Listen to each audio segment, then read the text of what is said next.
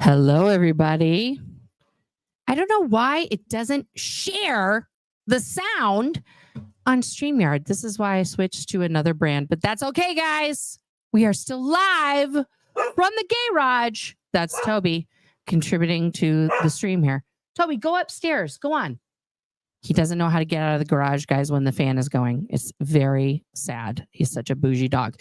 But today, y'all, and I know there's a lot of content going on right now at the same time, so I appreciate every single one of you being here and being live because I have a very special guest today.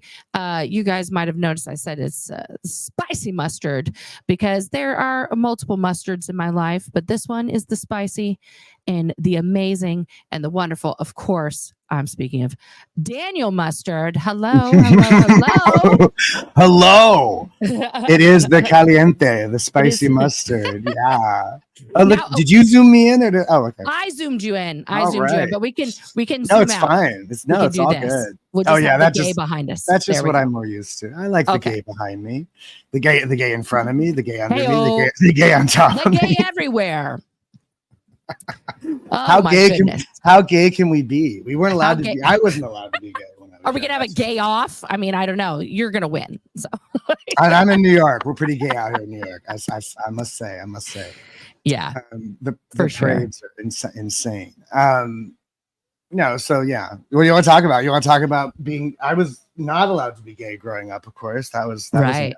That was. Well, we've been talking pre-show here, guys, a little bit, of course, and it's too bad you guys weren't a fly on the wall for that convo. But we'll kind of go back and we'll rehash. First of all, I want to know before we dive into all things Scientology. I just have to say this. I'm sorry. I just love give the like button to touch assist. That's very right. Funny. Yeah. Let's just dive into what is happening with you currently. What is the haps? How are you doing? What's up in your life? Do you have anything extra special going on? the most interesting thing going on in my life right now is this. Getting in on this, getting involved in this, and talking about this stuff and learning about my own fucking life in a way that I didn't even realize. Yeah. I write music. I'm writing music all the time. I'm trying to figure out how to record stuff, and you've got some people helping me now. And I don't know. I'm not good at selling or whatever it is. I'm the best thing in the world. Buy my record. That's why I'm doing it. First of all, if you guys are not subscribed to Daniel, please, Mama Opal's going to drop it in the chat here in a second. Daniel's channel. All right. You guys should head over there. He's got incredible music. Of course, Danny went viral, a few years ago for your cover of Creep. Correct? Yes. I was the homeless mustard, the gray poupon. Somebody just said that, Roberta. That was the gray poupon. That was the joke at the time. And I got arrested one night, and through a series of very unlikely events, I ended up on Opie and Anthony, Sirius XM satellite radio, way uptown. And they were there.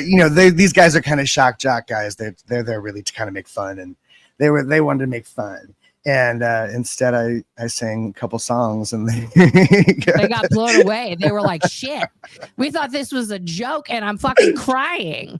Like, they were complaining that we weren't more crazy. They wanted like crazy talking to the walls kind of people, but right. It's too early in the morning for that. You're like, bro, I can't right now. I'm too chill. Like I'm feeling good. Thanks for trying though. I mean, and I think that's like a lot of what people don't first of all, I live in Portland where the houseless situation here is just disgusting. Well, it's big. It's gotten so popular in recent years. Well, yeah, because people, and I've noticed. I was homeless before it was hip. That's all I'm trying to say.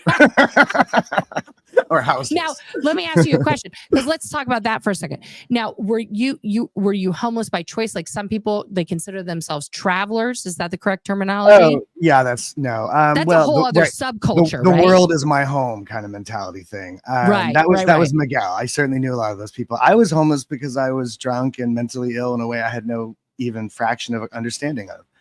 Okay. So you're just trying to be like, I'm rejecting the world, and I'm just going to do this because this is better than the machine of capitalism and other things.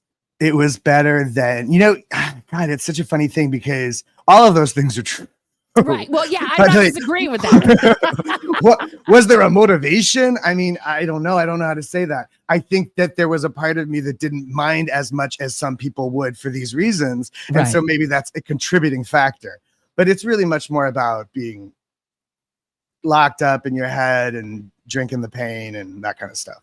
I got you. And, I got you. Everybody, and most of the people that I knew were people with real problems, not necessarily. I mean, there were young people who were just runaways and they had problems too, but that was that, the homeless by choice kind of mentality kind of thing.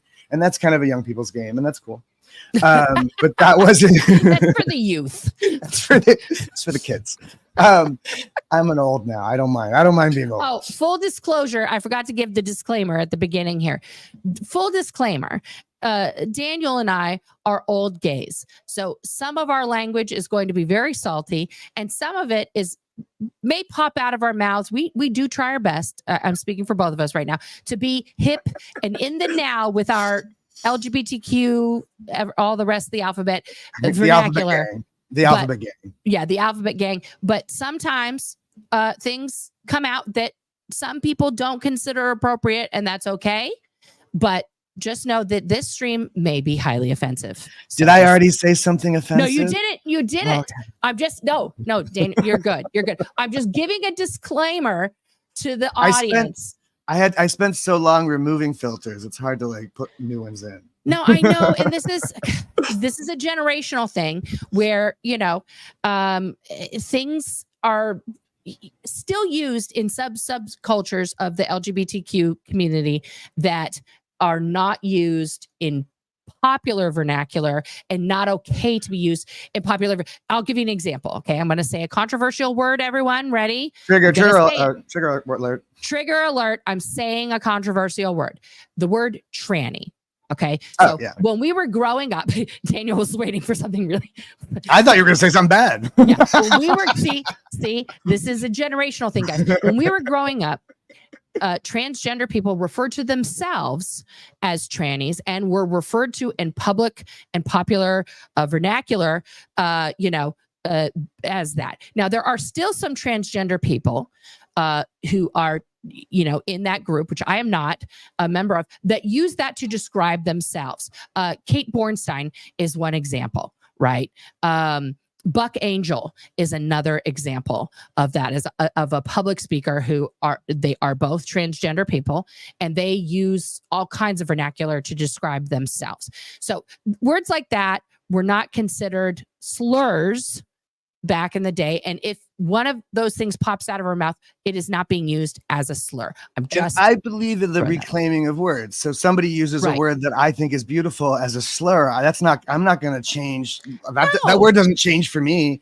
I like the word queer, for example. I love the word queer is very big. And right? Queer has gone back and forth and being used to, so I like it as a catch-all because I think it makes more sense than the alphabet gang. I agree with that too, because I feel like it holds more space for more people and just also isn't so boxing in. Do you know what I mean? Yeah. You're not just one label. Right. And although individual identity is important, I think broadly speaking, it's good to identify. Yes, and Buck calls himself a transsexual, which is another word that is not used now. So yeah. Well, there's a difference between a transvestite, transsexual, and transgender. But yes. You have to ask Eddie Izzard. He'll explain it. Yes, Eddie Izzard is another one. So you have to really, guys, if you've never seen the Rocky Horror Picture Show, I don't know what to say. If you haven't, you should. Brilliant just film. Jump to the left. Just watch it in the comfort of your own home if you're not into interpretive movie going, because if you do happen to see that playing in a theater, you're going to have an experience you were not ready for if this is your first time. Yeah, it's interactive. People do the whole show on the stage and the thing. It's fantastic. If it's more than a sing along, it's an act along. Yeah. People play along.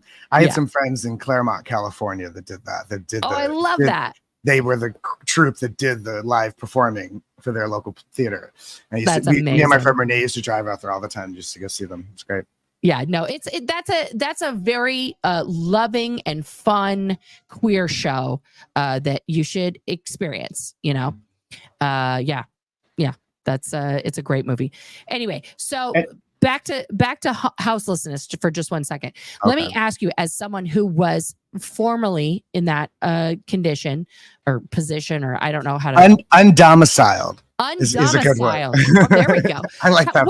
What do you think would be like a relatively? I mean, like if you had the power to do anything with money and other things, like the budget wasn't an issue, how do you think those people can be helped by people like me and other people? Like, what's the best approach to give them places to stay and things like that, and like fix it? What would you say? Well, it's a very deep question. How do you fix homelessness? You got to fix a lot of problems societally. I don't think you'd ever really. I think there'll always be. I don't know. But there's a lot of outreach in New York City. They do a lot of stuff. There's a lot of places you can go to, a lot of resources. There's a lot of places you can turn. Money, housing, affordable housing is simple enough. This notion that there are homes empty and families in the streets makes no sense, except property, and people want to. That's mine. So mine. Like the seagulls, like the seagulls in Finding Nemo.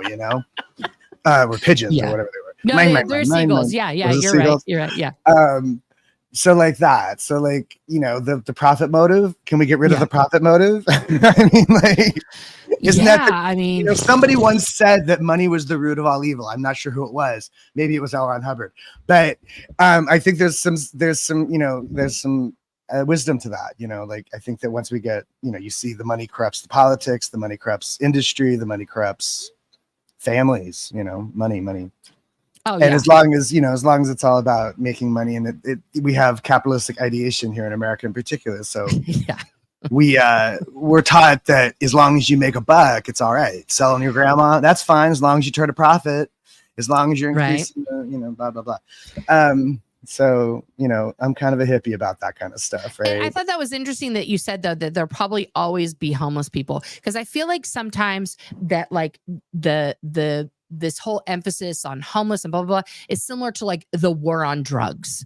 You know what I mean? Like, it's just this never ending thing that never gets solved, no matter what people say they're doing, governments and things like that. What? And it just seems like like you said, it's about making a profit. Like, I feel like in some ways, follow the money. Like, who is making money off of homelessness? Because there's no reason it would still be here in America if it weren't somehow profitable. It's just about not putting resources into things that could, it's not even like anybody's necessarily making money. It's just that we're not spending money on that because we're spending on the military industrial complex or something, we're spending it on other things, or not spending at all.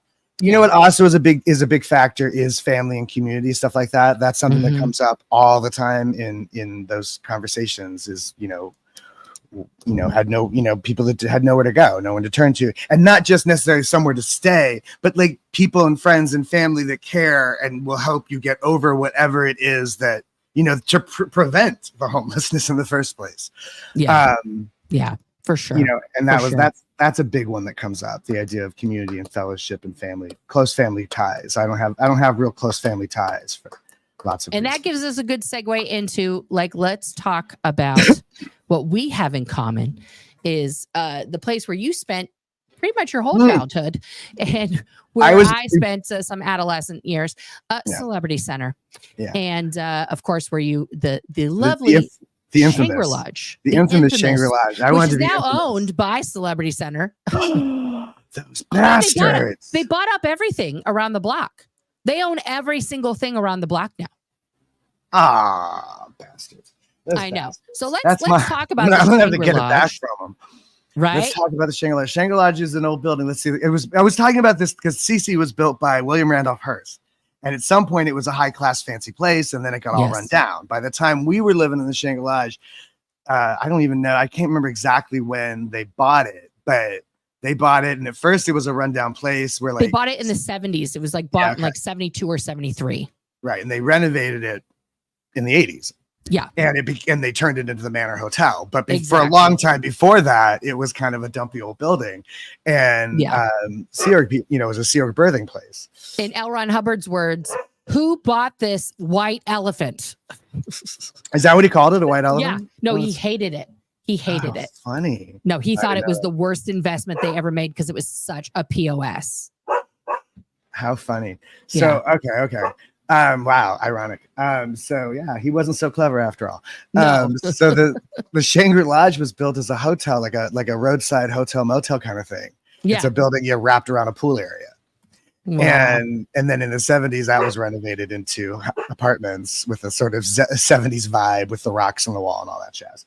Right. So, but what were we talking about? Well, the Shangri Lodge. So Shangri Lodge, where you grew up. And the Shangri Lodge was run by my mother. My mother was the manager. When we first moved in there, she wasn't at first, but for a long time, she was the manager of the hotel of the Shangri Lodge, and my father was the manager of the Manor Hotel. Correct. Right. And were they married still when he first joined the Sea Org, or what happened with that? He joined young. He joined when he was young, and he was younger than her. He was like 8 years younger than her. She wasn't really a boomer. She's older than that. And she was debutante, my mother. Wow. And like Patty Hearst, she ran away from those people to go hang out with hippies and revolutionaries, or so she thought. Right. Right. And so they were, I don't really, again, like I say, like, I don't really know for certain, nobody that ever told me any of these stories is a reliable narrator. So as the story goes, they got married, they were married for like 5 years. And then when she got pregnant, he left, he bounced. And as I understand it, he didn't, that was part of the deal. Like, he married a woman with 3 children already because he didn't want to have any more kids. He already had kids and he wasn't good at that. He wasn't doing that. He wasn't showing up as a father. So he fathered multiple children with different women. He had four or 5 wives. I used to think it was 5, but now I think it's 4. But yeah, Josh and Jamie was Roz's sons, and then I'm just the 3 of us. And then Beverly, they didn't have any kids, and Carolyn has kids of her own. Right. Yeah. Okay, but it confuses people. And then Jono, who comes on at the end, who is Roz's son, but not with John. Right. So we're not related, but often when we were kids, we're kind of thrown together, like we're supposed to hang out and be friends. But I don't think we ever really liked each other, to be honest. Yeah, where is John? Oh, God, I haven't thought about John. Jono's still in the Sea Org. He's still in there. Oh my God. So is Roz. Roz. Roz has got to be like 80, and she's still alive. She's still kicking, as far as I know. Pack, right? I don't really know. I remember seeing I don't know her. either. Yeah. That's where you'd see her, but I don't know where she was. Who knows? I'm trying to get somebody to come down. They don't do well with seniors. They don't know what to do with, just like they don't do it with kids. They don't know what to do with old people either. And there was a lot of dumping old people off of the Shangri Lodge. Oh yeah. Did you know Emmylou Harris? Emmylou Harris was the cashier. She was the cashier in the Canteen restaurant that became whatever it became. It's something else now, but the Renaissance or something. Yes, but before that, yeah. Right. Before that, it was just kind of a canteen. It was not really fancy at all. And she was like the mama bear of that place for years and years and years.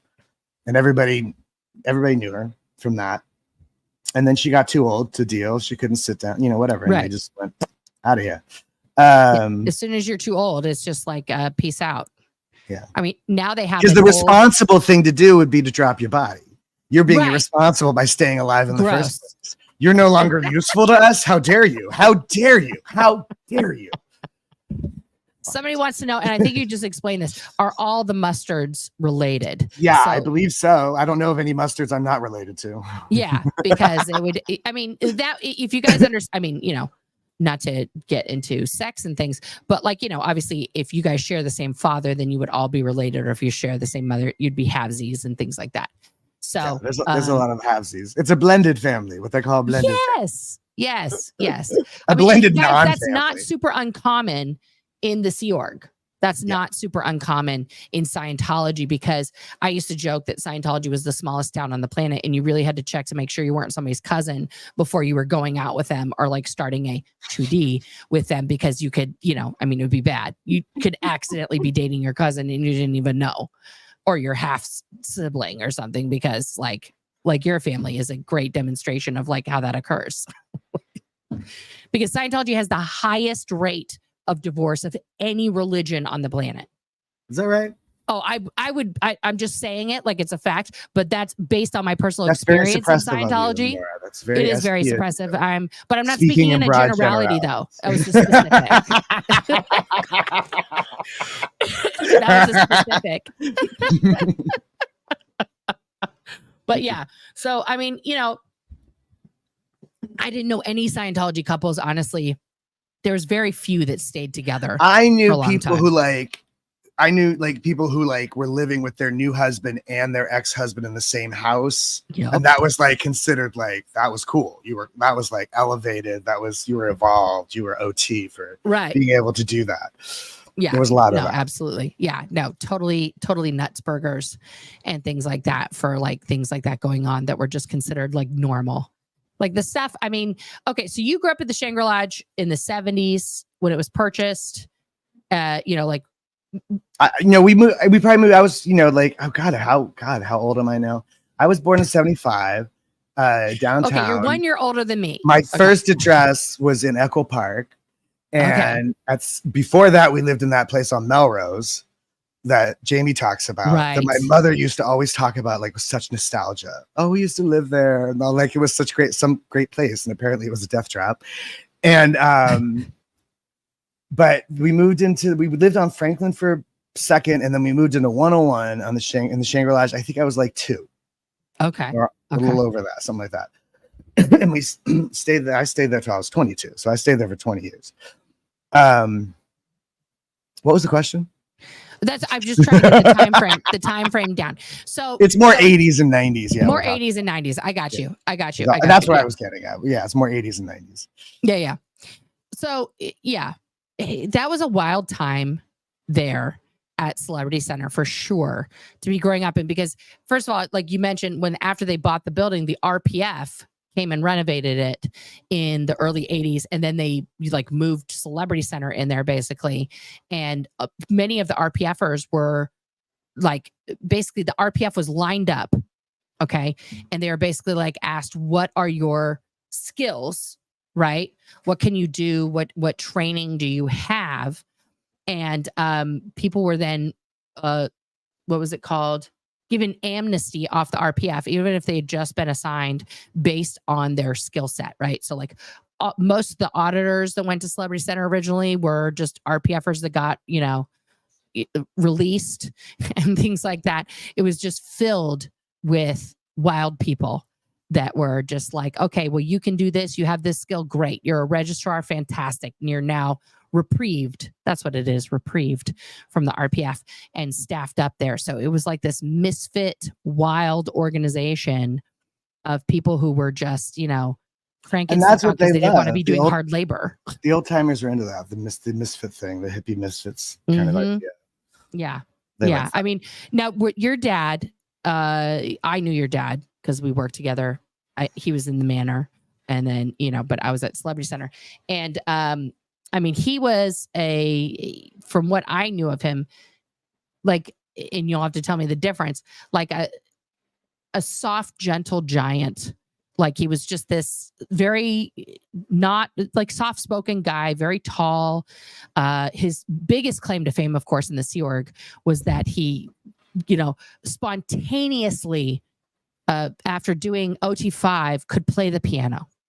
It wasn't spontaneous. He grew up playing the piano. Right, this was the claim to fame. This was the claim to fame. This is how deceiving Scientology is. So, like, this is what he said to everybody, that after OT5, he regained, or he recalled, whole track wise, his ability to play the piano, and he would often tickle the ivories in the lobby. In the lobby, yeah, that was probably the most I ever saw him too, is when he was playing in the lobby. Yeah. And he was noted for it. Everybody knew that. And he wrote a song for me once about a cow and a rowboat. A cow and a rowboat. A milk cow, black and white milk cow in a rowboat. Because that's the kind of guy he was. Yeah, a gentle giant for sure. For sure. He was very, but see, like he was very hands off, very sort of arm's length with me. So it was really hard. How often did you see him in those 22 years that you were across the street from him? I don't know, once in a while, every, maybe once or twice a year or something. I mean, guys, and it was always just to give you the perspective. He's literally like across 25 steps away. And it's not even a broad street. It's a little avenue. It's a little tiny, it's a little tiny street. Barely a two-way street. It's it's almost a cul-de-sac. It's barely even there, that street.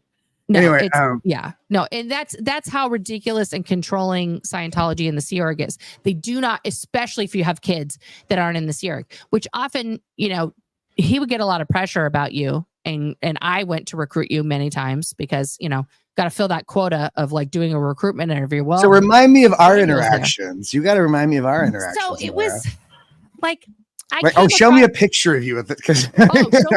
Show you a picture. I'll have to dig that up. I will dig up a picture. I know you must have looked different.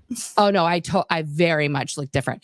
But yeah, so there was a few times I came over when I was the recruiter. So that would have been 95. Because it was like Thursday before 2, you got to go talk to somebody and do a recruitment. So poor Daniel was just like the kid across the street that we would like go hammer and try and get to like join the Sea Org constantly. And then finally it was just like, don't talk to him anymore about it because he's not coming. And then I think a couple times I went over to talk to you about like course. We had like a really in-depth conversation one time where I think I went back and we talked about, like, you basically told me like it was like a secret, like that you just weren't into Scientology, right? Like you just didn't want to do it. You were like, I don't want to do it. Everybody's trying to make me do it. And I just felt so coerced and so pushed and bullied. Right. Oh yeah. And I was like, I was so deflated. I was just like, okay. And then I remember I had to go back and be like, well, when is he coming on course? What is he doing? And I was just like, I don't think he's ever coming.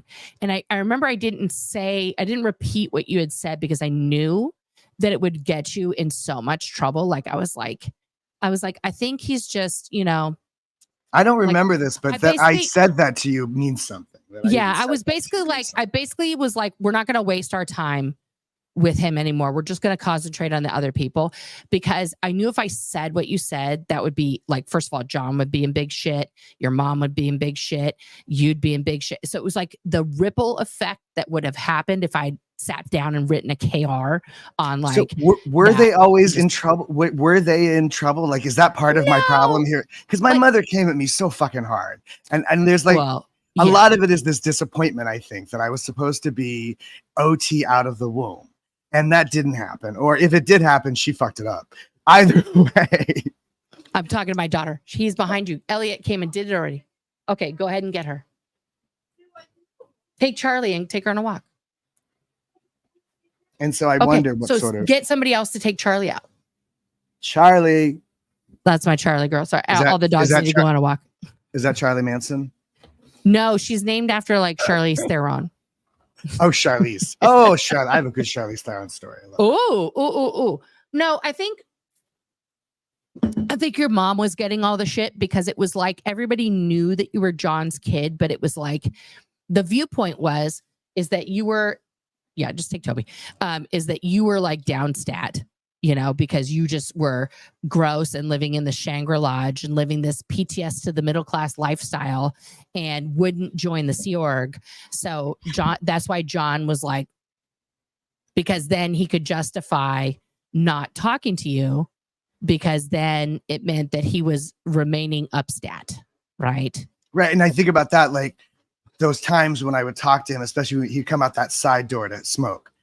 And I would see him and I go talk, and I feel like, they were watching, right? Oh, always. And so all that tension was him worried about what they were going to do in response to him talking to me. And there I am, a kid just feeling like, I must be so awful. He won't even talk to me. Like, that's fucking me up. But thank you for telling me. No, it's awful. Listen, this is the psychology of Scientology, right? The psychology of Scientology is children are big beings in little bodies, and they should be put to work as soon as humanly possible, as soon as they can read and write and walk. And brush if you're their not teeth. manifesting that, you're mocking it up. You're Correct. bank. It's you are doing that. There is no excuse, no matter how old you are, no matter how many hands are around your throat. Yeah, no, it's and so for your dad, he was choosing all of mankind and this sector of the universe. And if you weren't going to be on that boat with him, right, then fuck you. Like, and that's it. It's so gross and disgusting and horrific to think about. But even if you had been in the cadet org, let's say, like another scenario, right, and your mom was a Sea Org member also, which wasn't the case, they would have both ignored you because you were being taken care of. It wasn't their job. Their job was to do their post. Their job was never for any Sea Org parent to be a parent. There was that like 1 hour a week on CSP where it was like, okay, it's parent time now. And, or where they would go visit the kids. I used to, when he was on the RPF, there for whatever reason, the mess hall or cafeteria was outside under a tent. I think it was when they were renovating, when they were building the pavilion. Yeah. And I used to just like show up for lunch. Good. Like, talk to me, motherfucker. That was interesting, but it's just so funny to me. I think about how he treated me like a venomous spider or something. You know what I mean? Like, that's how I felt. I felt like I was some dangerous thing every time I saw him. He was scared. It seemed like he was scared because if he showed you humanity, if he behaved like an actual human towards his own flesh and blood, he would be considered PTS to the middle class, downstat, an SP, somebody who's other purpose, just a litany of things that you go through your own mind about and that are told to you, and you're made to do conditions over, and you're made to be, literal conditions. That just hit me the other day, like the idea of unconditional love. Parents are supposed to love you unconditionally. We were made to literally do conditions. Yeah. And that's what it was for me anyway. I mean, in the org, it's a different thing. Maybe, I don't know. But in the home, it's kind of a torture. So when you're excommunicated from your group. Yeah. I mean, so your mom was putting tremendous pressure on you at home to do what? What was her emphasis? God, fuck if I, what do you mean? Like, by the time I'm consciously aware of it, it's just constantly trying to like fix this incredibly broken thing. Right. I don't really know what to say to that. Her emphasis on what? Was it just like she was like, you need to be on course, you need to be going up the bridge? Yeah, as far as that goes. Yeah. It was, there was a lot for a long time. I think it was just this assumption that I would just get around to it already. Like, I would just get over my bank or get over my surf act and just get it done already, and that's kind of how I feel like all the time sometimes. But I can't even, I'm trying to think if there was a moment where she realized, like, the lost cause that I became. I'm sure there must have been, but it's hard to decipher what was about this or what was about that. She was a crazy person, and she had a lot of rage in her, and she was, not so clear after all. And she was working her ass off all the time for them. That's another thing that pisses me off, is because she was working all the time and she wasn't around to parent. Not that she would have, not that she did much even when she was around. There was no money there either. I had no parents and also nothing. No so usually you get one or the other, somebody's right. But I didn't even realize until more recently where all that money went. And my sisters still are mad at me, like they think their mother worked herself to death for me, and they don't realize that she was working for them. Yeah, no, she wasn't doing anything for you.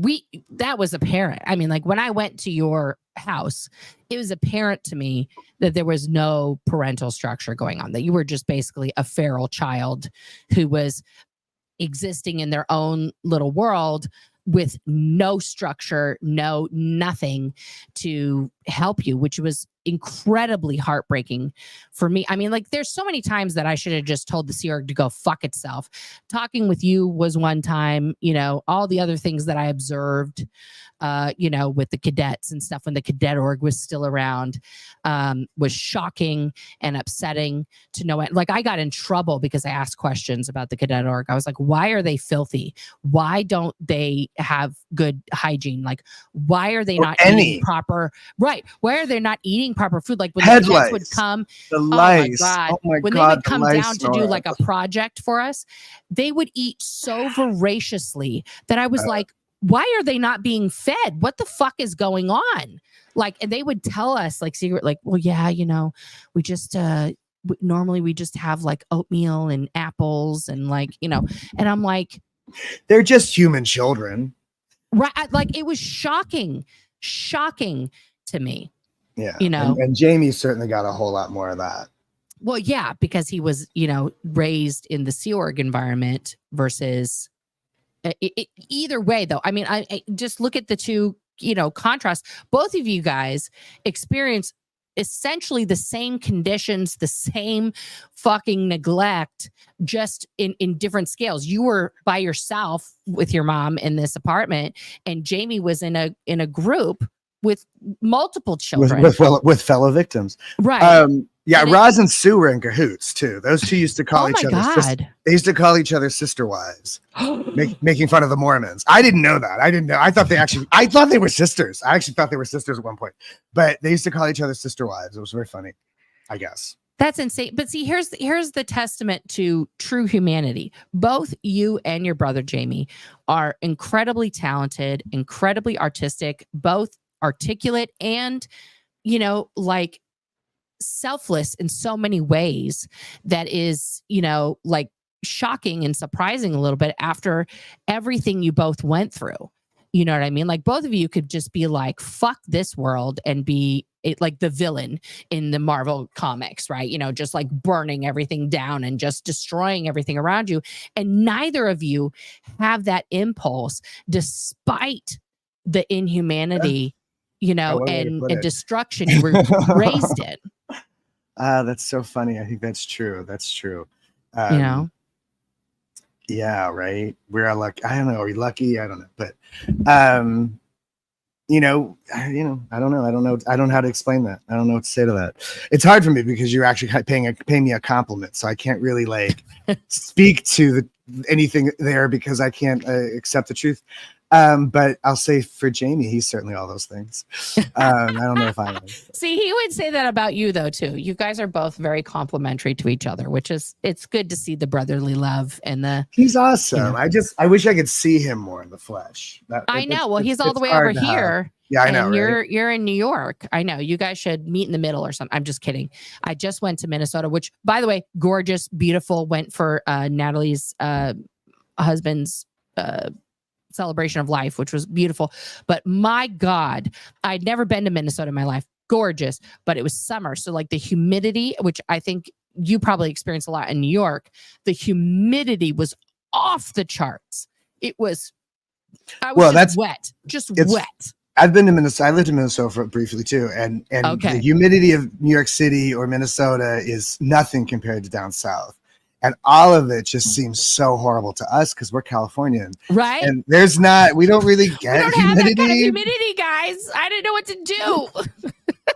No, I remember my first winter in New York. I thought it was so cold, and now I'm over it. I'm that guy that walks around in shorts now with worried for weather. It's like -2. You're like, what's up? I can do this. I'm Scandinavian. I can do this. And then the humidity, the humidity just kills you. It's still now. I'm not used to it, and it's such a cliche to say it's not the heat, it's the humidity, but really it's not the heat, it's the humidity. Because I was thinking that I had a realization that, like, and this is probably true for New York too, that like growing up in Southern California, and then I lived all over California, but the majority of my life was spent in Southern California, more than half my life. And when you're that close to the equator, the sun hits the earth even during summer and stuff at just like a different angle, at just like a different intensity. And now that I'm up in Oregon, which is a similar latitude to where you're at, in the summertime, because of the angle of the earth pointed towards the sun and the proximity, that sun is so much more intense.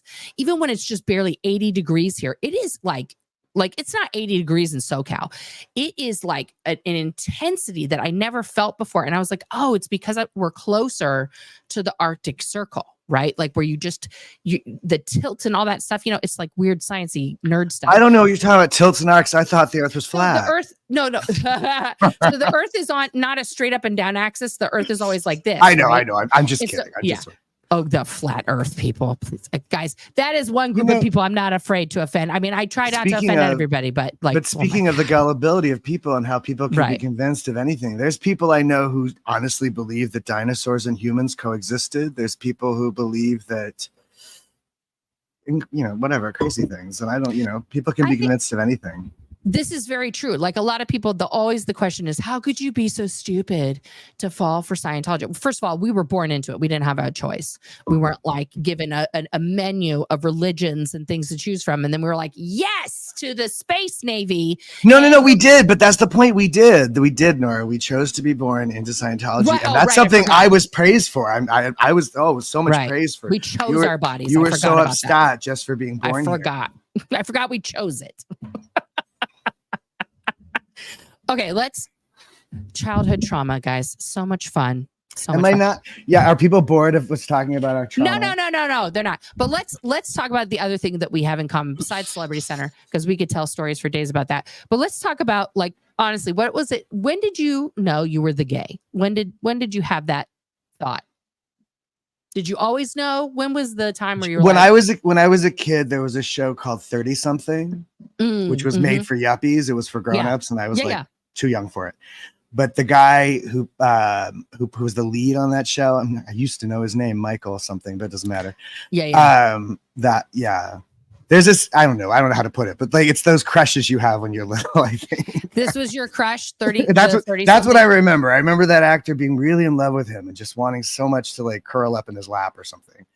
Okay. It's a hard conversation for me because there's some sexual abuse involved. So it's a tricky identity to wrap your head around. I think I don't know what to say necessarily because now it's another thing that sometimes for a lot of gay men, and I'm going to put you in that classification, a lot of gay men spent, minus the cult, a lot of time in the closet, confused, upset, not coming out because of that exact scenario, because of the sexual abuse that they often and this is a very triggering topic, guys, that they experienced as a child, which then made them question for the rest of their lives, is this really me, or was I made to be this, or is something wrong with me, and oftentimes the child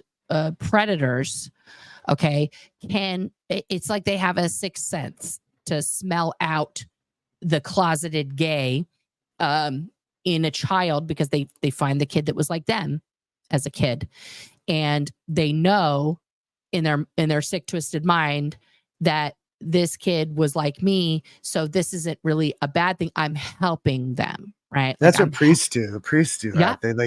They convince themselves they're helping. They're helping these kids out because they can't. They're helping relieve themselves, so the priest is going to do it for them. Exactly.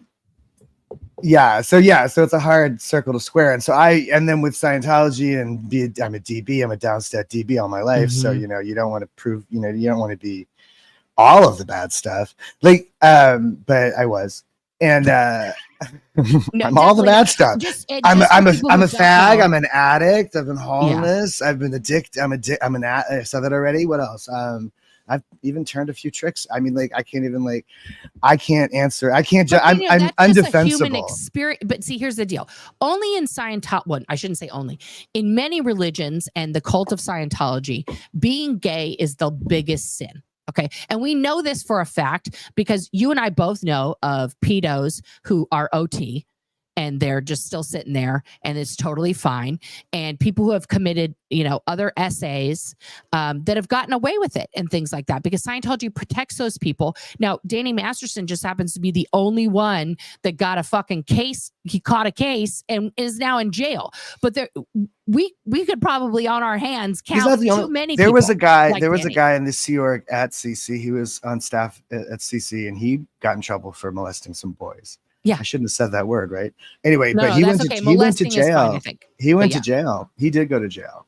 There you go. But there was another guy. There was another guy who was busted. Reported him, guys, because the parents of the kids left Scientology to put that motherfucker in jail. They left their religion. They chose their children over this religion, which is rare. Which is unusual. Rare. That's the unusual part. Yeah. There was another guy who did some stuff with some girls. He got in trouble. He went to jail.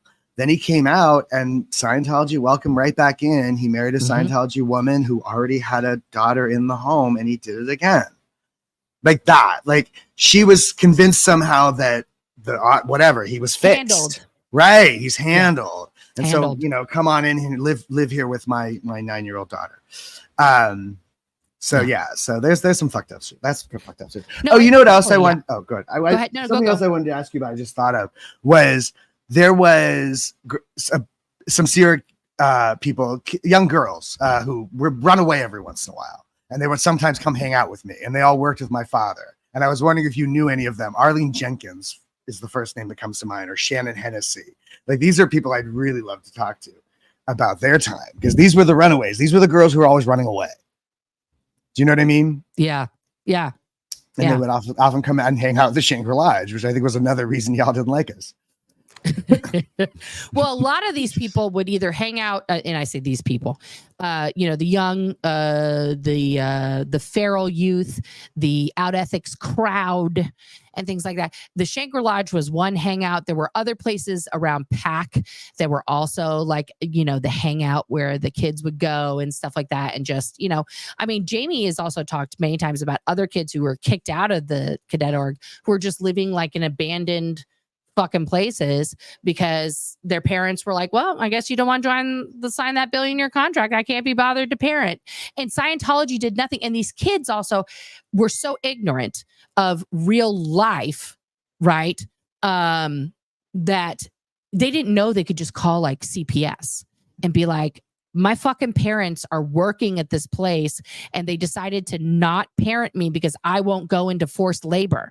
Like, can you imagine if you guys as youth had like known these things and known there was a resource like Child Protective Services? No, we didn't have, oh God. Oh, fuck you.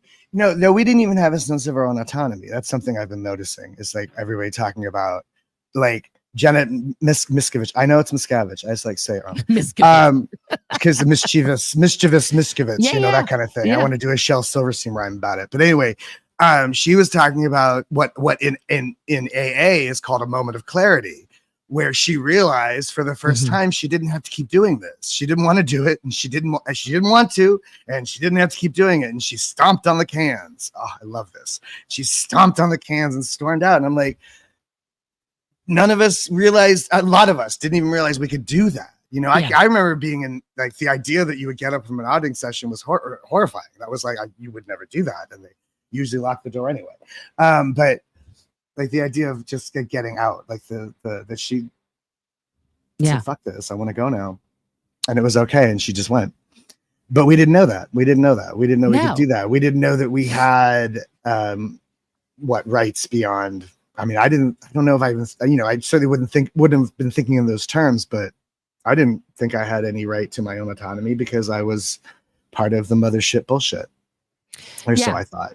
I mean, we had no idea that we, I did more probably than you guys did because I went to public school and I learned civics and other things. And that's what made it harder for me to like break free of the mentality a bit, because it was I knew the real world and I had my Scientology upbringing and the Sea Org and everything. And then it was still like, I'm choosing this ridiculous thing over what I know exists out there. Right. I'll tell you though, I did also go to public school. I did also venture into the real world, but I didn't do much better. Like, I wasn't welcomed by the real world either. So like, that's part of it too. Is like I was weird, too weird, repressed, gay, Scientologist, the weird last name, that Mustard. People make fun of that one forever. I was just so fucking introverted and in desperate need of mental health. But being denied it. They tried to put me on meds when I was a kid. They tried to put me on ADHD meds. I can't remember what it's called, but my mother fought it legally. Well, of course she did, the school district, because Scientology, man, you can't. I'm surprised that you got away with even meeting with the school the school counselor, who we all know is like. I had to fight this thing. When I was in 5th grade, I applied to a music school. A public school that was a music school. And I was very excited to go to this school. And then my mother pulled me out last minute. And her sort of trying to make up for that was that she sent me to Mace Kingsley for a year. Oh my God. I was supposed to be the replacement. And then the mentality was no public school at all. Like all the kids were just going to be homeschooled or no school at all. And most of my friends at that point, the poor DB public. We were, these kids weren't even, never mind being looked after or cleaned or bathed. They weren't even going to school anymore. Right. And I didn't want to do that. So I insisted. I was just like the one form of teenage rebellion I had in me was I was going to go to school. Now, one thing you did mention on your last show with V, you talked about my sister, because you were like, oh, my sister Sarah Pamfilos. People don't know we're sisters because we have 2 totally different last names, even though we have the same exact parents. It's a whole thing. But yeah, you knew my sister Sarah. Yeah, my sister Sarah. Yeah. I don't talk about her publicly, not because she's not a great person or something like that. It's just she doesn't ever publicly talk about Scientology. And the joke is that like I got declared, my mom got declared, and they kept calling her in like nonstop to get her to come back, like as if she would be my sister, like as if she would be the one to turn and like be like, oh, I'm gonna take down these SPs. Like, well, she was punk, that there was something subversive about Sarah to begin with. Yeah, she was into kind of like funky. But shit. She is younger than me. Don't. She's 3 years younger than me. So wait. Did you work on the Aftermath show? I did. Yes. Was that you that I was talking to? Yes, that was me that you were talking to. I didn't even realize that, Nora. Oh, that's kicking my ass. So that whole time, oh my God. Yeah. I think that's probably the most I'd ever opened up about it was the conversations with you. Yeah. We had some in-depth combos. God, yeah, you called me a few times. We talked a bunch of times. Yeah, Nora, I didn't even know that. I didn't even realize that. And I cannot remember. I was trying to put together the gay episode. And then it just like scheduling and stuff. I mean, it's fucking Hollywood and whatever. They had other episodes that they were like, we're going to do this instead. I'm always just this close. Yeah, it was. And I was talking to you. I was talking to Kate. I was talking to several other people, Joey, trying to get this like really kind of prolific gay episode together that would be, like I really wanted that discussion to happen on the show, because like when the first season came out, Leah asked me to do the video I did, which was Why You Can't Be Gay in Scientology, right? Which was one of like the biggest videos I've ever done on my channel, and that created a huge impact. Because you won one, Nora. I know, totally won one. And then she wanted to do an episode about it, right? And so I was trying to put that together. It didn't happen, but that's why we're talking today. I mean, partially, but it is something that is so, it's not niche though. You know what I mean? Like, because it's so ingrained in the culture. It's not just like the one reference or the one thing. It's like, if you are the gay, there's no coming back from that. Like, it doesn't even matter how much Scientology you do. You're still damaged. Gay people are unfixable or whatever. But according to John Atack, 7 of the 10 first clears were openly gay men. That makes sense to me, because it makes sense to me that during the counterculture of the 60s and 70s, when a majority of our parents got into Scientology and things like that, free love, all this other stuff, that a lot. And my mom and her best friend told me stories of multiple people they worked with in San Francisco org, where they were before they came to, my mom came to Los Angeles to work in the Guardian's office, that there was multiple people working, of course, at San Francisco org that were gay, that had, a lifelong partner that was living with them.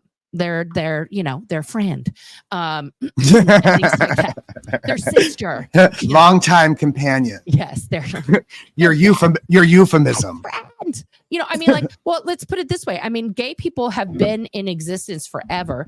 They have lived together as sisters, as companions, as confirmed bachelors, as, cousins, even for decades, because gay people had to find a way around the system to be able to be with each other in medical situations, in public, where people weren't questioning why they were getting one hotel room, and things like that were socially acceptable.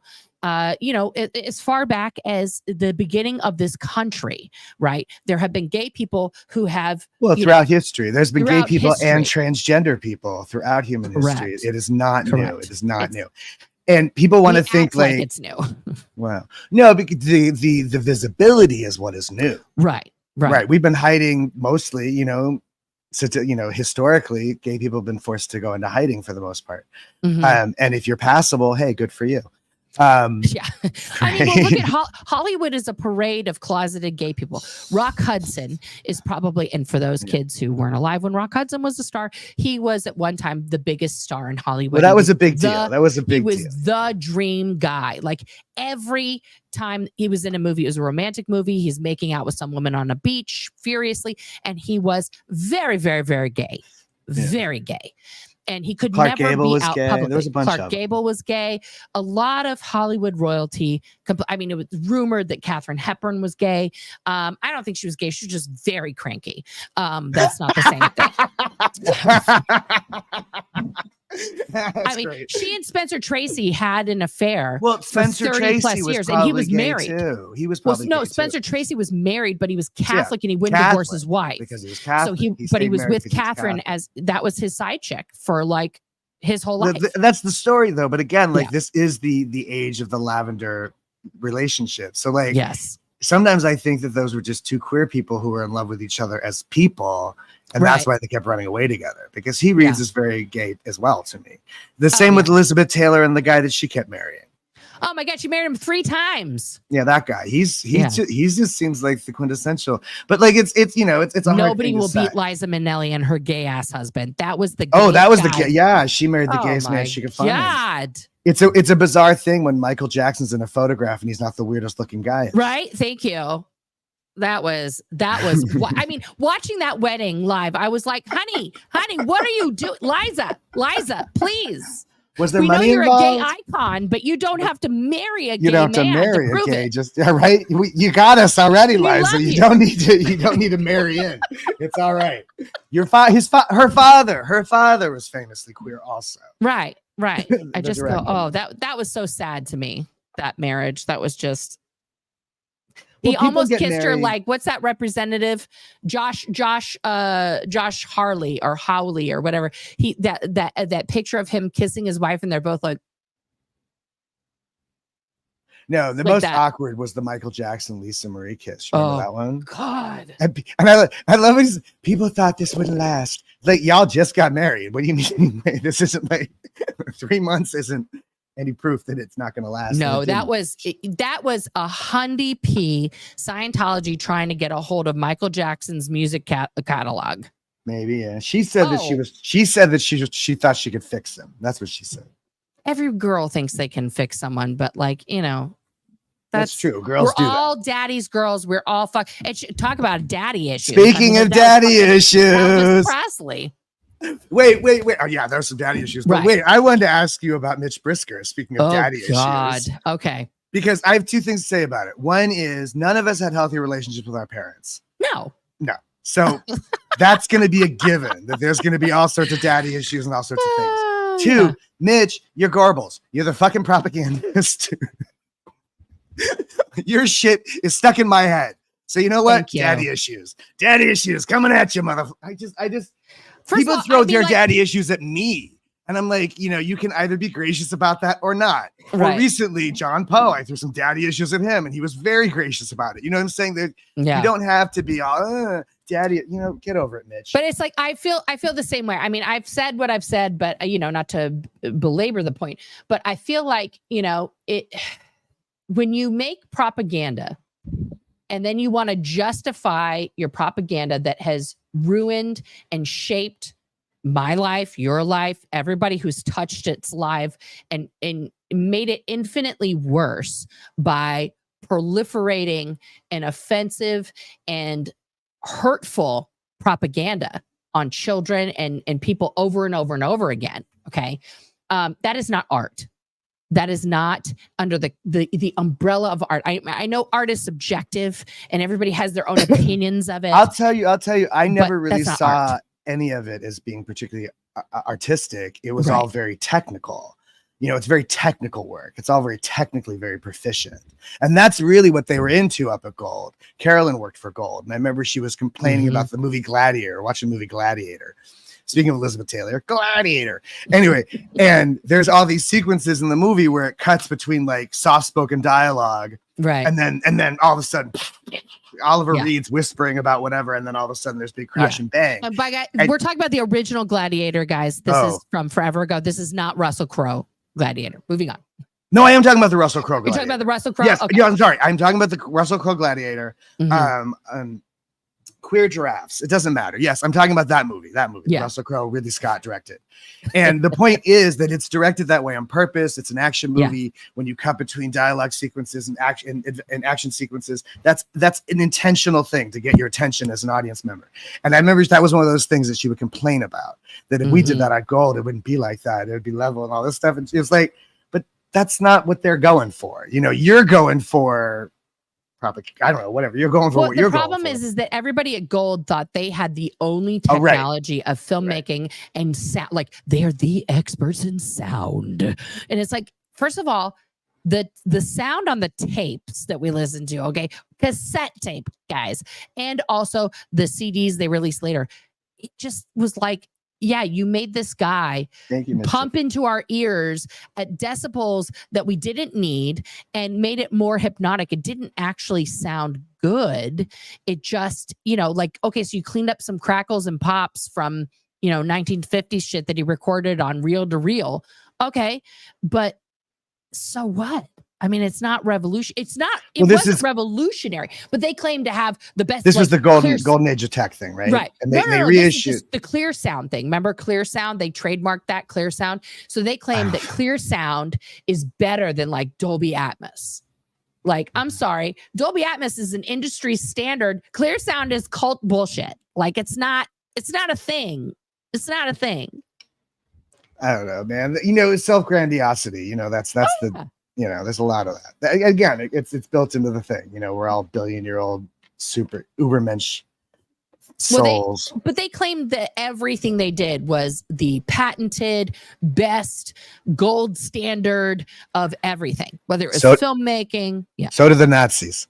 Yes. They made the same claim. Ding, ding, ding, ding, ding. Yeah. I mean, who was the set designer on that event when David Miscavige came out as the new leader? He looked like it looks like a Nazi. It looks like a Hitler. Every event looks like a Hitler event. I mean, it does. I mean, I know we're not supposed to say his name, the tiny mustache man from 1945, but every event looks like that. You have the pillars, you have the drapes, you've got the big signage and the huge podium for the tiny man to stand at, which, by the way, is built low so that he looks tall. And the obnoxiousness of hip hip hooray. That was a thing that really frustrated me. This feel the obligation. You felt this obligation. You had to stand there and just keep clapping till your fucking hands hurt. Yeah. Why? Oh, Why? yeah. Just screaming. And we're just filling time. Somebody would talk for 2 minutes and we'd applaud for 10. It was ridiculous. Do you remember how we learned how to clap louder? Yeah. So you could do this, right? So you do this and then you do this kind of thing. The big man clap. Yeah. Yeah. You have to clap like that because it's louder and then fast. Yeah. Because you couldn't just do like John Travolta at the Olympics, by the way, for Simone Biles. Oh, wow. This was him like, what the fuck? bitch. Like Is he- that's is- Simone Biles. Well, I don't know. Is he coming out? Is that what that is? No, he just totally was like, or is he just being really gay? yeah, I don't queen, yes. Like that would have been better if he was yes queening her, but Don't we wish? we wish that John, hello, Earth to John Travolta. We all know, not just us ex-sinos, the whole world knows. Please do your bald ass a favor. You've already gotten rid of the toupees. Good job. Fantastic. Now let's just come out of the closet. You came out of the hair closet. Right. You came out of one closet. It's time to come out of the next. Right. But John Travolta now is trapped. They're all trapped in the closet. So trapped. So trapped in the closet, like just immensely. I mean, it's being gay is like the hardest thing because you can't. And what was ironic, I lived at the Wilcox, right? And the Wilcox was around the corner from the Los Angeles LGBT Center. And so, like, so funny. We would see the lights, like the rainbow lights lighting up, and they would have like a party and it'd be like a whole thing. And people like, that's just a bunch of one pieces of shit over there. Like, look and at it's them, so like joyful. pagans. Like they were the pagans. They were the pagans Oh, burning, yeah. sacrificing goats or something. Yeah. No, it was office. So funny. Funny. We have some good questions here. Let me pull these up in comments for you.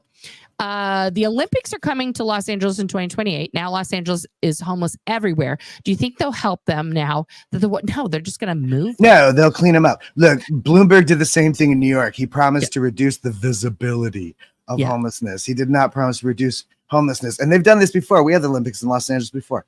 They'll they'll get a fucking. They'll just move them to the valley. I'm just saying they're gonna get it. They're gonna get a tractor with a big. We're gonna move them to Eagle Rock. Ship them out. Move them to Eagle Rock. Send them to Pasadena. Right. Send those guys to Tarzana. Supposedly, apparently, Tom Cruise is going to pass on the flag, the American flag, or the torch or something. He already filmed it. He already filmed his like drop in to the Hollywood sign. Right. That was and then he comes into Hollywood. Okay. So he already filmed that in March, and now he's going to do it live there. Yeah. Mm-hmm. He's supposed to pass that to the mayor, and the mayor apparently is not a friend of Scientology. Well, apparently she was. She went to a fucking CC gala and accepted money. Karen Bass. There's photos of her at CC from years ago. And I feel like she's reversed her opinion on that one. Well, I think she's talked to Leah Remini since then. I hope so, because I told people don't vote for her. She's a fucking plant, man. Oh, I don't know. Okay. Everybody could be a plant, Nora. What? Are you a plant? Anybody could be a plant. Do we have the same dog? I have a chocolate lab pit bull mix. So my girl is a little pitty mix too, and she's a little black baby. I make the joke. I make all the joke all the time that I have a lesbian dog. Oh no, she's a total lesbian. No, I mean because she's she's heteronormative. I mean because she's a pity mix. Oh, I see. So really, she belongs to a lesbian couple. Oh, no, this dog is a lesbian. She's fully a lesbian. She's a butch. My girl likes the boys. She likes the D. There you go. She a hood rat. She a hood rat. She got boyfriends all over the block. All the pit bull boys in the neighborhood want her. I love it. It's so funny. I love it. Pitties are the best. Yes. Yes.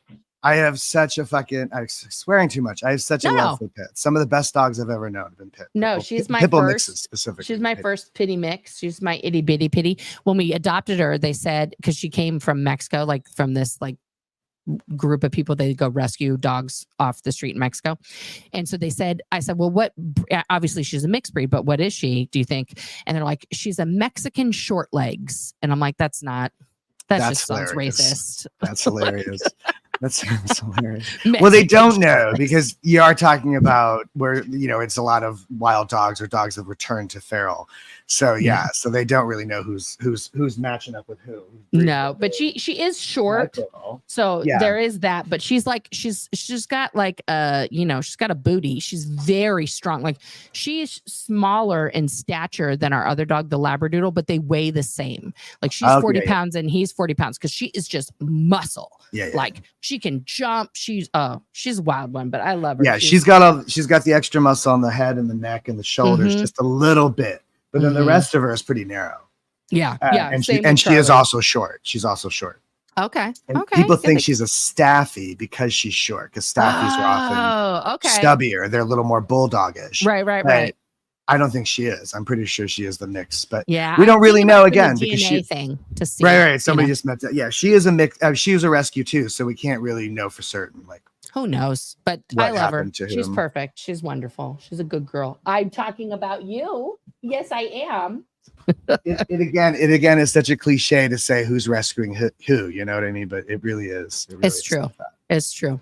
Negan says there's a group of people that choose to live on the streets to be free of the 9-to-5 grind and be free. That is true. We did talk about that. Me and Tad, also just not for nothing, but also that's the kind of thing that people say sometimes. Right. You know, everybody wants to have a family and a bed and 3 squares a day. And yeah, there certainly is freedom, you know, in living off the grid or however you want to put it. But it really is kind of like, you know, choice, yes, but it's kind of the choice between the small bullshit and the big bullshit. Yeah. You know, so you opt for the smaller bullshit. Yeah. Me and Taz want to know, are these marriages in Scientology legal? Now Daniel says, I don't know. A lot of times what happens is that you do a Scientology ceremony, right? And the minister signs it. You still have to file you have to go to the county and get your marriage license and all that kind of stuff. But to make it easier, this is why a lot of Sea Org members especially go to Vegas, because it's a one-stoppy shoppy. You can get everything in the same day. It's about as legal as Vegas, right? Yeah, it's about that and kind of level. Minors can get married in Nevada, whereas in California, it's a lot of more legal rigmarole to do that. Yeah. They don't got rules. Amber Vanass is in the house. Amber Vanassi. Vanassi. Amber Vanassi. She's one of the Sea Org girls who used to run away all the time. That's what she said. She says hi to you, and then she said later, I would also run away to Danny's. Yeah, I was subversive, you know what I mean? Like, I was there, like, as far as I knew, I was a Scientologist, but like, you know, the people that knew, you know, who would be cool about it, I guess they knew I'd be cool about it. Yeah. And then there was a lot of, there was a lot of young, you know, new to Scientology people in the Shangri-La's all the time. And they weren't like, they were also down with the weird stuff. So they like the Charlie Manson stuff, not the Sea Org stuff. Yes, she does need to go out, but she didn't go out yet. I thought you were asking if she went out. Yeah, Katie couldn't get her to. Somebody's asking if we were allowed to go to normal school as Scientologists. And the answer, generally speaking, is no. Yeah. Hang on one second. I gotta you tell your again. I was gonna say there's shifting attitudes about it. When I was coming up, I went to a public elementary school. But then my mother put me in a private school, a Scientology school. And they were at that moment, they were opening these institutions. There was Delphi Academy. There was the school for super smart, amazing kids or something. And Mace Kingsley was kind of a third rung kind of thing. And so I went to the private Scientology school where I fell behind. Like when I finally made it back to public school, which I had to protest, I had to insist. I wasn't allowed to. They didn't want to send anybody to public schools anymore. Public schools were the devil. And another one of my just bad out ethics actions is I went to school and and immediately I was behind. They thought they put me in remedial classes. They put me in a remedial math class. And within like 2 weeks, they put me in an Excel class. Like it was they figured it out, but that I wasn't so dumb, but I was all behind because the Scientology school wasn't really keeping me up. And when my nephew went to college, he went to a Scientology school all his life. He went to Scientology schools. And when he went to college, he was just completely overwhelmed by it. He had no idea where he was. He didn't have any idea how to. No, because you have no foundation.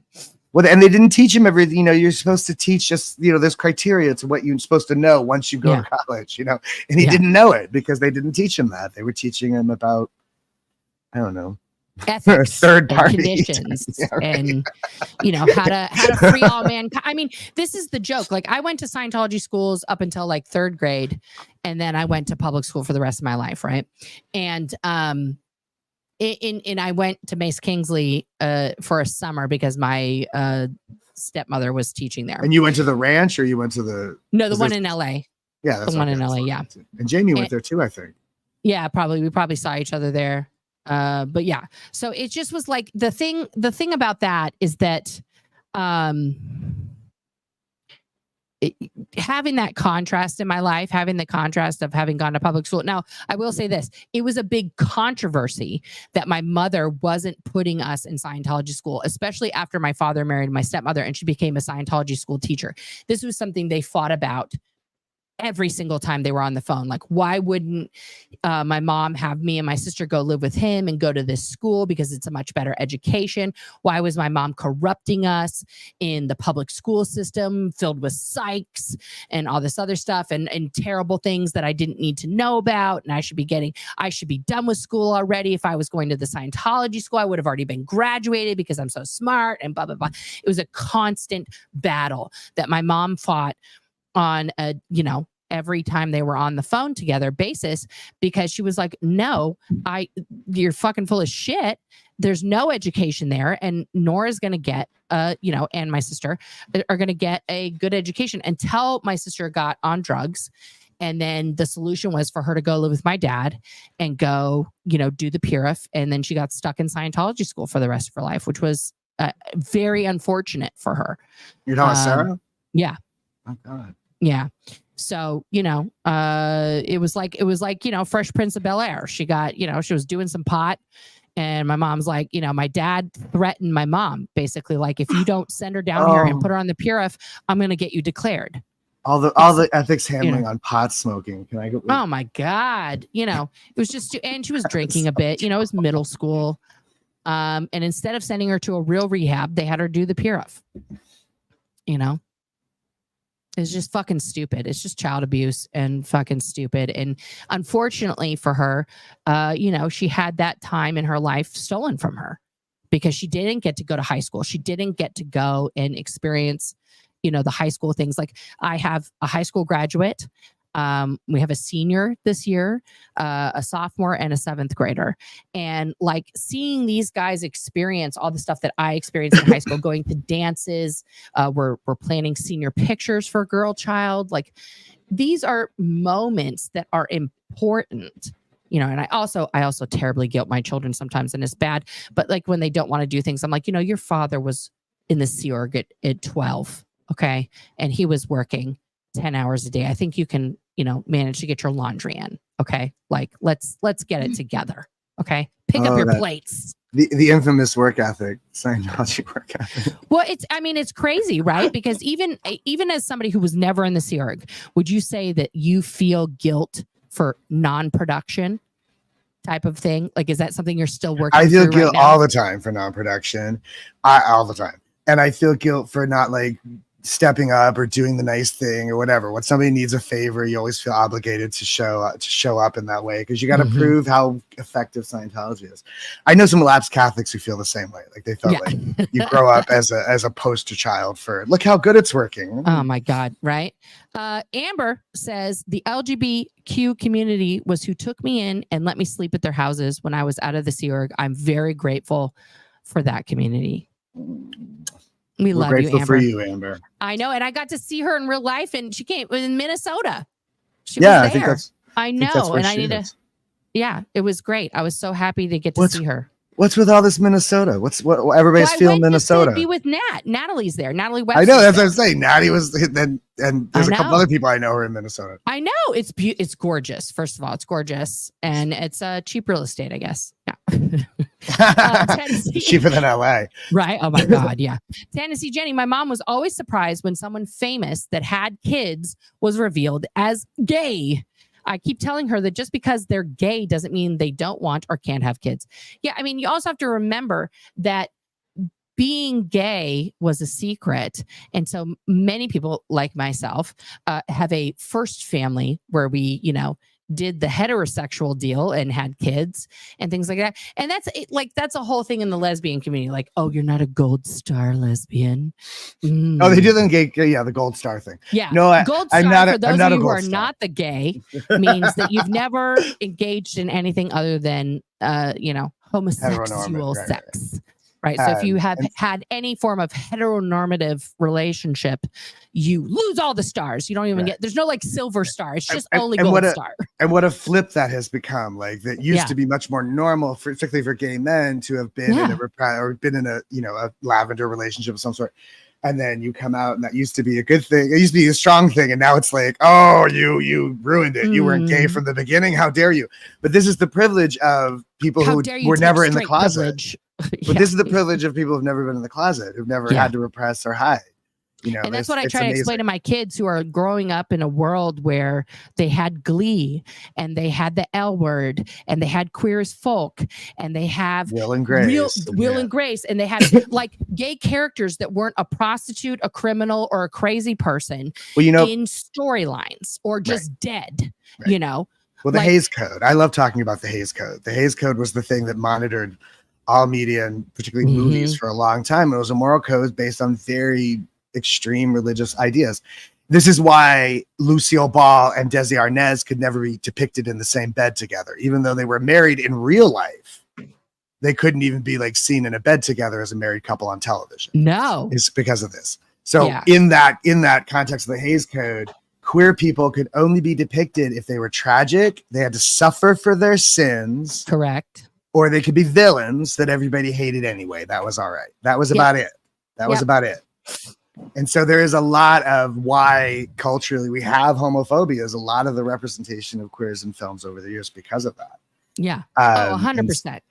And certainly we're not, you know, and a lot of those bitches were catty and 1-1, but they had every I think they had every right to be. They had every right to be. When you're, you know, when you're being forced every day of your life to pretend that you're someone you're not because of a social norm or somebody else's ridiculous consideration, that's going to breed some passive aggressiveness. That's going to breed some covert hostility. You know what I'm saying? Well, also what gets me is that like queer people making mistakes publicly, okay, or having a controversial opinion or something that is seemingly against their own best interests, right, then is so stigmatized that like, oh, well, queer people obviously can't make good decisions. They're criminals. They're this, that, and the other thing. It's like, we're not invested in the future. We're not invested in future generations. And I'm invested in future generations of my cats and dogs. but see, here's the thing though, is that like straights, okay, cis straight people are allowed to make all kinds of mistakes, criminal, whatever. And it's just and nobody goes, see, straight people. Look what straight people are ruining everything. You know, incest, for example, is a straight person thing. That's a straight person thing. Like hate to break the news to you. Teen pregnancies, that's a straight person thing. Right.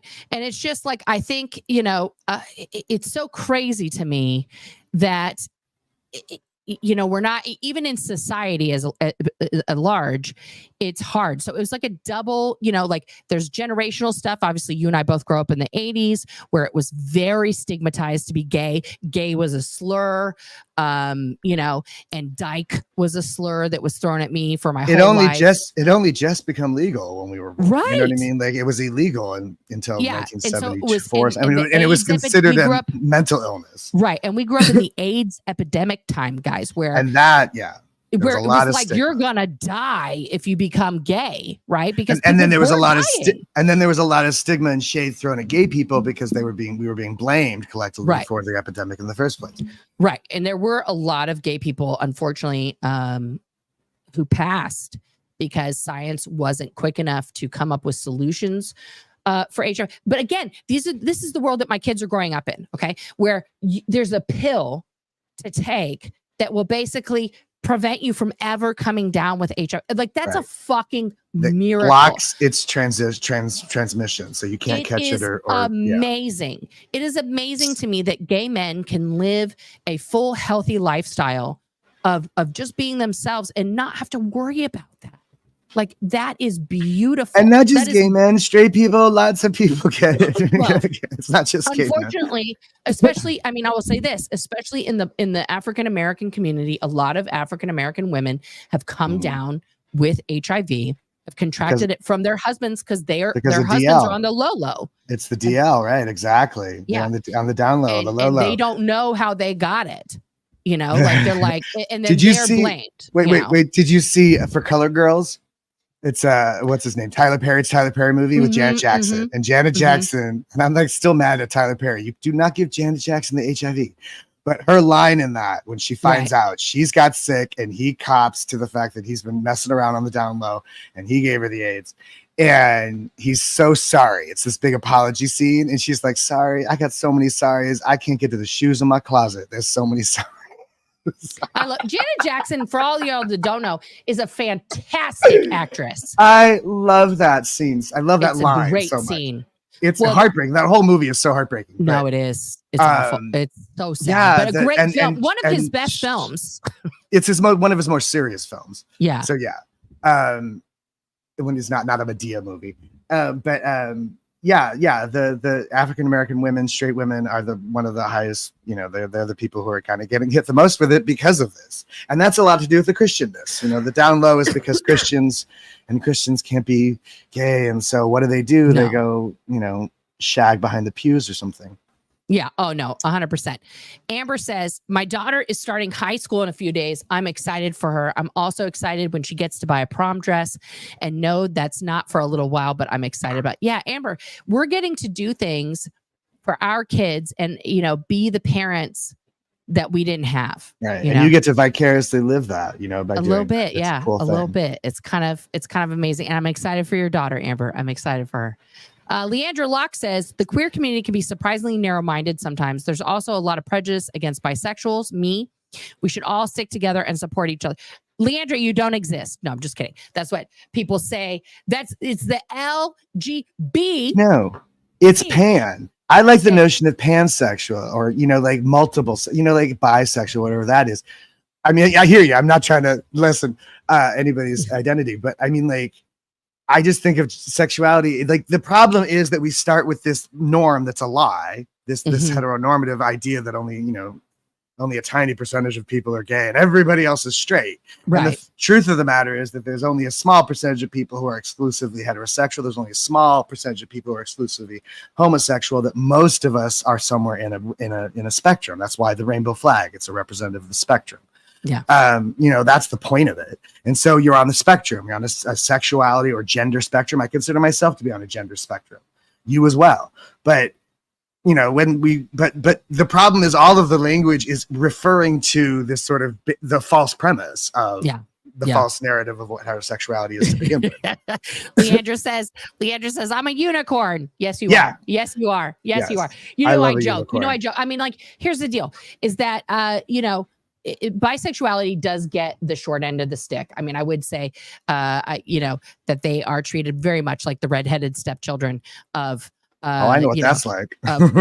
Well, first of all, I have one, so I don't say that lightly, and I love her, and she's my favorite daughter. She's my only daughter. So there you go.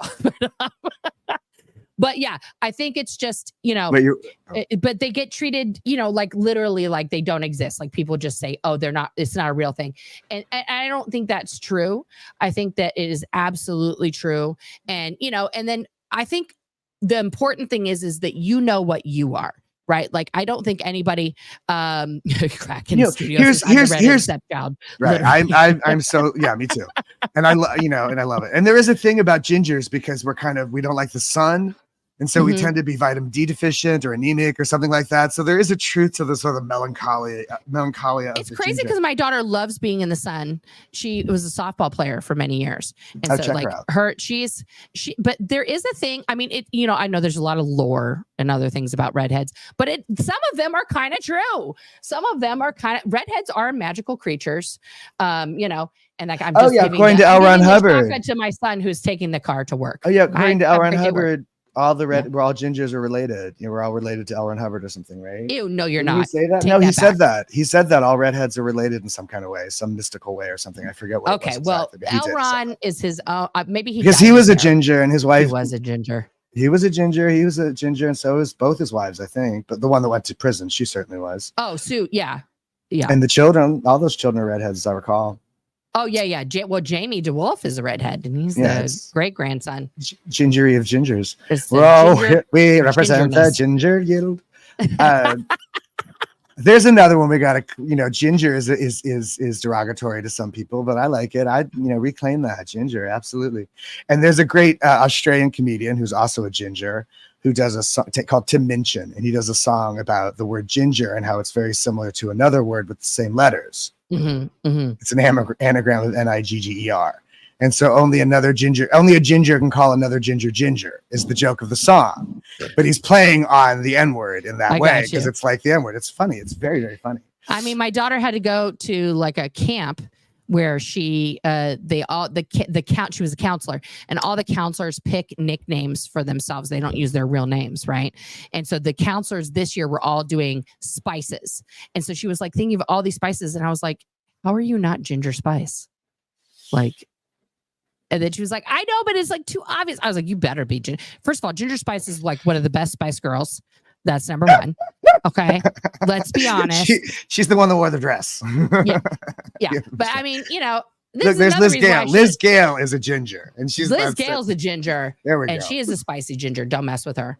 And I love her. We're going to reclaim the word. We're going to reclaim the word, Liz. Ginger. Gingers unite. Liz is. And that means Nicole Kidman, too. Nicole Kidman, yeah. Like, listen, she needs to release her inner ginger and like do it, you know, just be like all over it. We had another supposedly comment. Katie Holmes is going to write a tell-all, and I think if she does, fucking hope so. Then I hope Nikki does too. Nikki, I will be doing a live reading and reaction tell us of about Katie's book. Yeah, right. Because if anyone can take down Scientology and Tom Cruise, it is that powerful queen, Katie Holmes. I saw her getting stalked by Scientologists in New York City a few times, including Tom Cruise's cousin, Tom Mendel something or other. He was in a movie. It doesn't matter. But Tom Mendelsohn?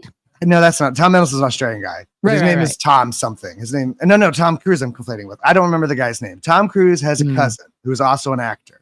And he was in a movie. Yeah. He was in a movie as Sissy Spacek. Mapother. So yeah, that's something like that. He uses Tom Cruise's actual last name. Right. He uses the real name. And I saw him a couple of times in New York City stalking Katie Holmes with a bunch of other William Mapother members. That's his name. Here, this is the guy. I'll bring it up here. Where are you? Yeah, he's a wackadoo. He was a patient at Shaw. That's him. Everybody was a patient at Shaw. Yeah, that's him. That's him. This is Tom Cruise's brother. Or his cousin. Their first cousin. Cousin. Yeah. But their dads were brothers. And you can see the Kentucky hick in him that Tom has worked so well to describe. Yeah. Yeah. It's a funny thing. It's an odd thing. And that what he was doing stalking Katie Holmes, though, I don't know. He was doing it for Tom. Right, probably. He's doing it for Tom. But he had a little group of little Sierra guys with him. Oh, I'm sure he did. But yeah, that's him. He's an actor. He's been in a bunch of stuff. He was on the show Lost. He's done a lot of television acting. Yeah, and he's on a show right now that's successful. I don't even know what it is, but no, I don't begrudge him his career. I just think it's I mean, you know, he's doing whatever. He's doing whatever. For people who want to think that they don't do that kind of stuff, they really do that kind of stuff. Yeah. I wanted to say something about the in the church, in Scientology, you know, they speak to you in this sort of spiritual nature, right? This idea that you are a spiritual being and you are not your body, right? That's kind of one of the basic premises, right?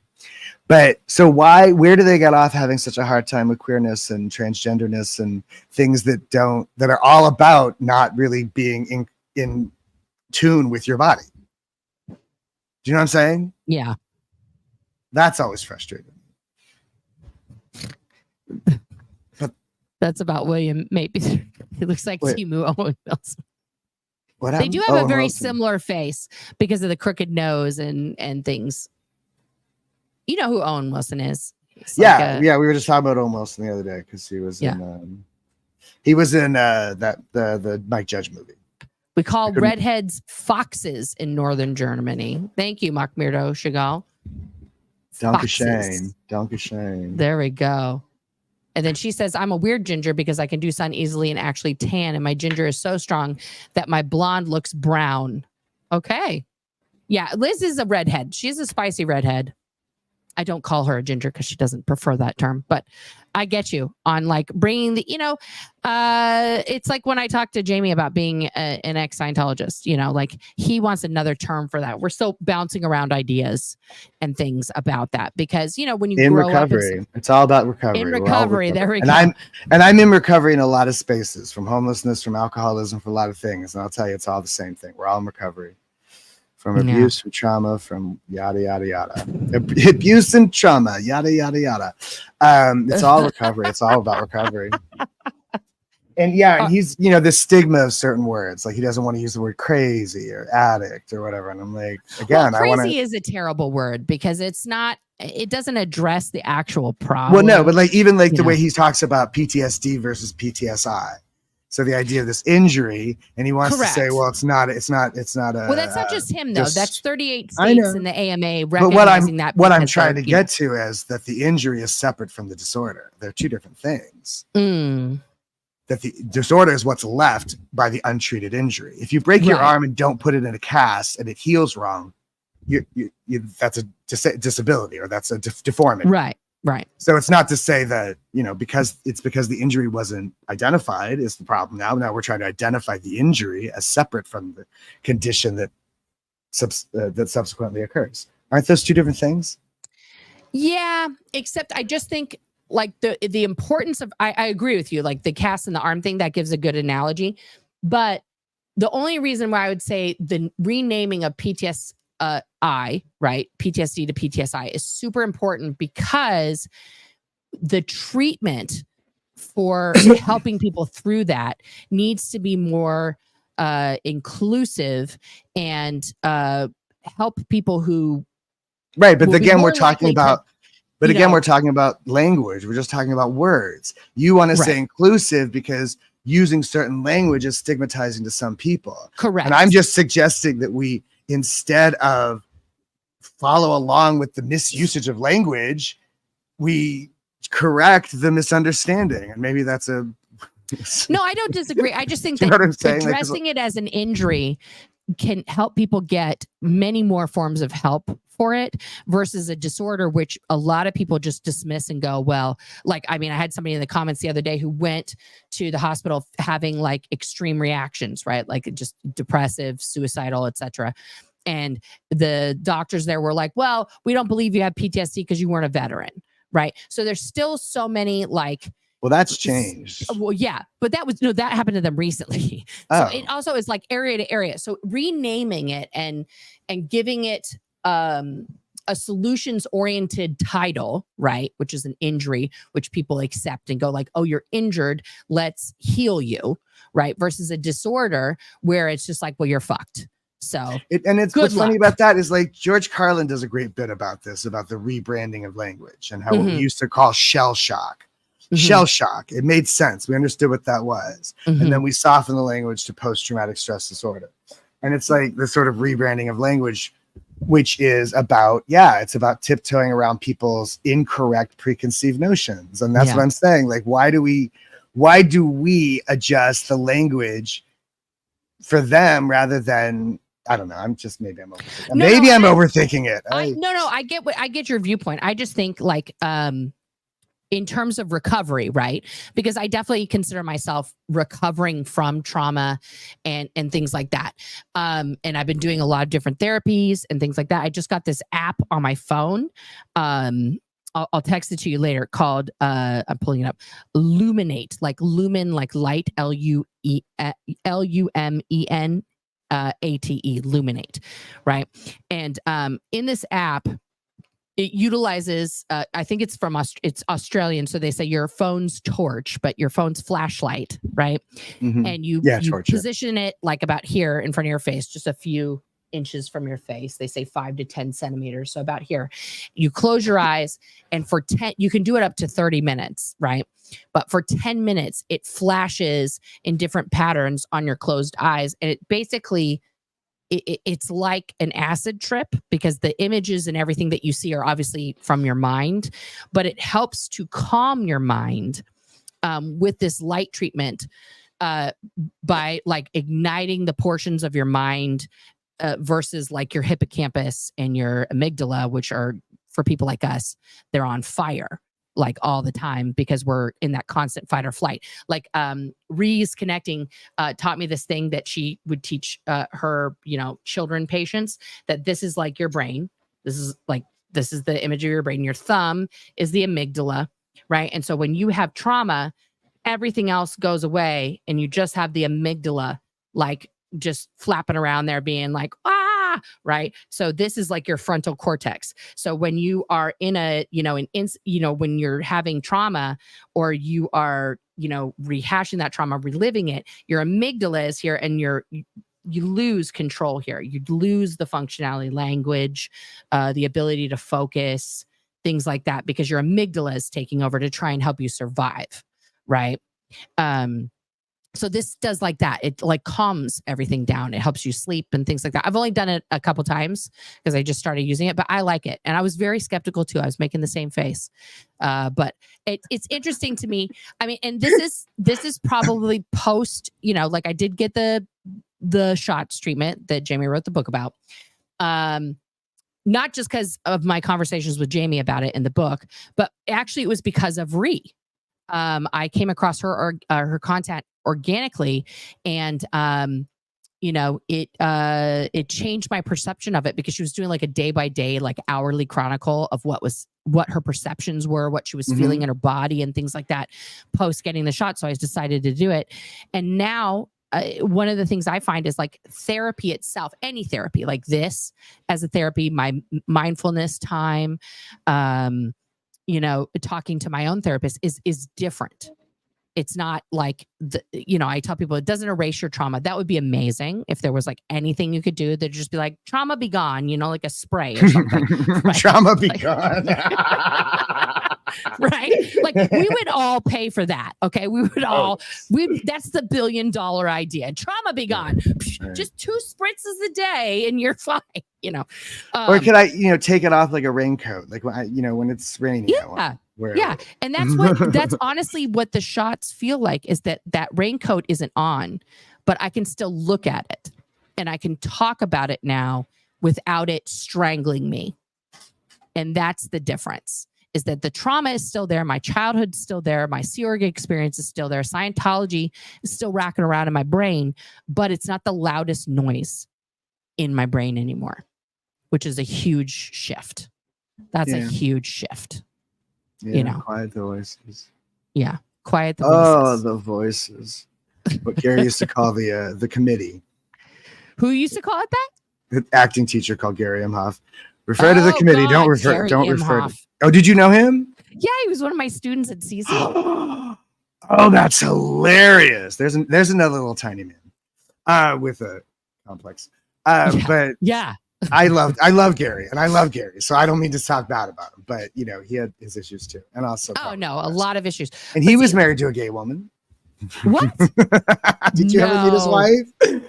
Oh, I'm trying to remember who his wife was. I don't remember her name, but they just were the quintessential like gay straight couple. Williamsburg is full of them. Williamsburg is full of these like gay, repressed gay boys and girls in heteronormative relationships. It's very funny. Yeah.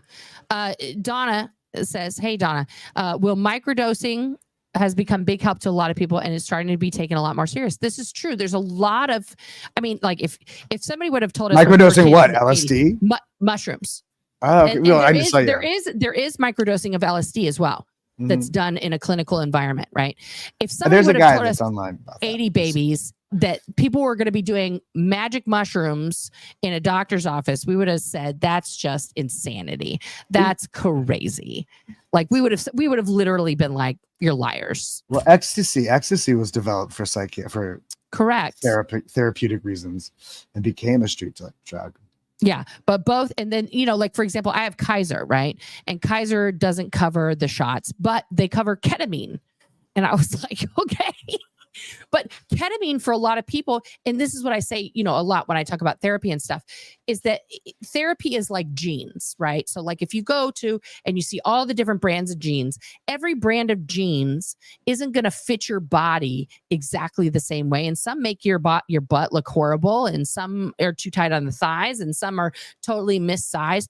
But that's like our brains. All of our brains are totally different.